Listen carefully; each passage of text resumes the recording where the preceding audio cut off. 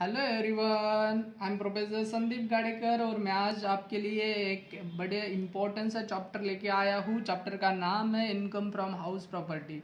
My dear student, this video is basically from BCom level students. बहुत हल्की फुल्की वाली वीडियो है और इसमें हाउस प्रॉपर्टी के बारे में आप लोगों को मैं बताने वाला हूँ। हाउस प्रॉपर्टी के बारे में हमें देखना है तो हाउस प्रॉपर्टी में नॉर्मली दो तीन चीज़ें हमें याद रखनी है। पहले तो हाउस सेल्फ ऑक्यूपाइड होता है, लेट आउट होता है और डिम लेट आउट होता है। और ये तीनों चीज़ें करते टाइम हमें एक चीज़ याद रखनी है कि हमें चाहिए ग्रॉस एनुअल वैल्यू। सो मैं आज आप लोगों के लिए लेके आया हूँ computation of gross annual value. अभी यहाँ पे टोटल 4 कंडीशंस में मैं आप लोगों को ग्रॉस एनुअल वैल्यू छोटे छोटे 4 प्रॉब्लम में मैं बताने वाला हूँ। जो देखते हैं, पहली कंडीशन ये होने वाली है बच्चों कि when there is a neither unrealised rent nor vacancy period. इसका मतलब ये है कि एक ऐसा घर होगा, एक ऐसी प्रॉपर्टी होगी वहाँ पे कोई भी अनरियलाइज रेंट नहीं है और वैकेंट भी कोई हाउस नहीं था। ओके, इन कंडीशन में हम देखते हैं ये प्रॉब्लम में पर्टिकुलर्स में हमें सब वैल्यूज दी है, हाउस 1, 2 एंड 3। अभी इन तीनों का हमें कैलकुलेशंस करना है तो हम नीचे आते हैं। देखो, सो पर्टिकुलर हाउस 1, 2, 3। ओके, इनमें कैलकुलेशंस कैसे करते हैं? सबसे पहले कुछ चीज़ें हमें फॉर्मेटिंग ज़रूरी है। सबसे पहले लेनी होती है हमें म्युनिसिपल वैल्यू। म्युनिसिपल वैल्यू देखो, हाउस 1 की जो दी थी ऊपर वही ले ली 1,20,000। हाउस 2 की 150 थी, वो भी 150 ले ली। ओके, लेकिन यहाँ पे हाउस 3 की जो वैल्यू म्युनिसिपल वैल्यू दिख रही है वो 180 दिख रही है और यहाँ पे ऐड लेते टाइम 150। ऐसा क्यों हो गया? तो एक चीज़ यहाँ पे देखो, इस लास्ट लाइन में period of the previous year in month, ये हाउस टोटल 12 मंथ का था, ये हाउस टोटल 12 मंथ और ये 10 मंथ्स, ये 10 मंथ्स है। इसीलिए 1,80,000 को हमने 10 मंथ में कन्वर्ट किया। इसका कैलकुलेशन बहुत सिंपल है। अगर 12 महीनों का 1,80,000 है तो हमें 10 मंथ्स का निकालना पड़ेगा। ओके, सो हम वो कैलकुलेशंस में निकालेंगे। कैलकुलेशन में आप लोगों को छोटा सा दिखा देता हूँ। यहाँ पे देखो, कैलकुलेशन उन्होंने दिया है। ओके, सो वो आंसर आता है 150। मतलब हम जब हाउस प्रॉपर्टी 3 के बारे में देखेंगे तो हमें हर एक चीज को ऐसे ही 10 मंथ्स में कन्वर्ट करना है। ओके, चलो अभी देखते हैं। दूसरी म्युनिसिपल वैल्यू हो गई, उसके बाद fair rent. Okay, fair rent लेना है, जो भी दिया है वहां पे 1,05,000 ले लिया, 1,55,000 ले लिया। ओके, उसके बाद 1,68,000 ने वो 1,40,000 ले लिया। यस, फिर से वही फॉर्मूला हमारा, 12 महीनों का अगर 1,68,000 है तो 10 महीने का कितना? तो 10 महीने का आएगा 1,40,000 रुपीज। ओके, अभी ये दोनों है A and B, whichever is higher, इन दोनों की जो हायर वैल्यू है वो यहाँ पे हमें लेनी है।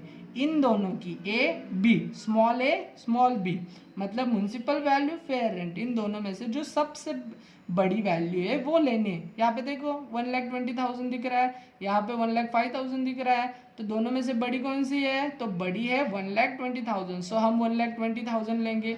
यहाँ पे 1,50,000 और 1,55,000, बड़ी कौन सी है? 1,55,000। सो हम ये लेंगे। और तीसरी वैल्यू है 1,50,000 टू 1,40,000, इन दोनों में से बड़ी कौन सी है? 1,50,000। सो हम ये वैल्यू यहाँ पे लेंगे। ओके, सो फर्स्ट यहाँ पे हमारा टारगेट हुआ। अभी इसके आगे जाते हैं स्टैंडर्ड रेंट। अभी स्टैंडर्ड रेंट जो दिया है यहाँ पे तो नॉट एप्लीकेबल था। हाउस 2 में 180 दिया है और हाउस 3 में 1,44,000, वही लेना है यहाँ पे। 1 लाख ये नॉट एप्लीकेबल। उसके बाद 1,80,000 और 120, ये 120 कहाँ से आया? फिर से वही 12 महीने का अगर 1,44,000 रुपये है तो 10 महीने का कितना? तो 10 महीने का वो होता है 1,20,000 रुपीज। ओके, सो अभी क्या करना है? ये हायर जो वैल्यू आई थी कैपिटल ए और ये स्टैंडर्ड रेंट जो दिया है whichever is higher lower. Okay, पहले में हमें देखना है हायर और दूसरे में भी ये कंपेयर करते टाइम देखना है लोअर। मतलब यहाँ पे हम लेने वाले हैं लोअर वैल्यू। तो अभी यहाँ पे नॉट एप्लीकेबल था, मतलब वही अमाउंट हमने कैरी फॉरवर्ड कर दी। यहाँ पे दो अमाउंट दिख रहे हैं 1,55,000 और 1,80,000, दोनों में से छोटी कौन सी है? 1,55,000 ले ली। यहाँ पे छोटी कौन सी है? 120 ले ली। ओके, उसके बाद हम कंपेयर करेंगे एक्चुअल रेंट से। एक्चुअल रेंट यहाँ पे दिया है देखो 1,75,000 और 1 लाख। ओके, सो यहाँ पे 1 लाख वैसे कैरी फॉरवर्ड हो गया, 175 वैसे कैरी फॉरवर्ड हो गया, और यहाँ पे 1 लाख वैसे ले लिया, यहाँ पे कुछ कन्वर्ट नहीं किया।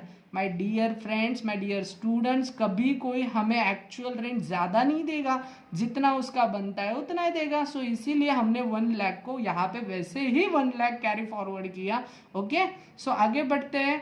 अभी ये जो एक्चुअल रेंट आया था और उसके ऊपर देखो ये लोअर रेंट, लोअर हमने वैल्यू निकाली थी, ये लोअर वैल्यू और ये एक्चुअल, इन दोनों को कंपेयर करके जो भी हायर वैल्यू आएगी, हायर, ओके, ये जो हायर वैल्यू है, ये हायर वैल्यू हमारी ग्रॉस एनुअल वैल्यू होगी। तो हायर वैल्यू कौन सी इन दोनों में? 1,20,000। इन दोनों में कौन सी है? 1,75,000। और इन दोनों में कौन सी है? 1,20,000।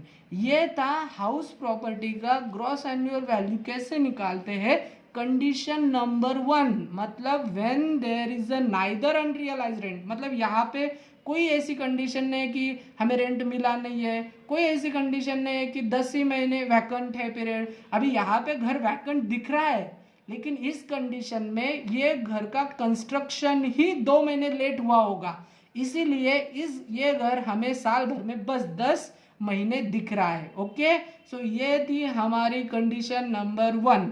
ओके, आगे के लेक्चर में कंडीशन नंबर 2, 3, 4 ऐसी 4 कंडीशन हम देखने वाले हैं। Thank you.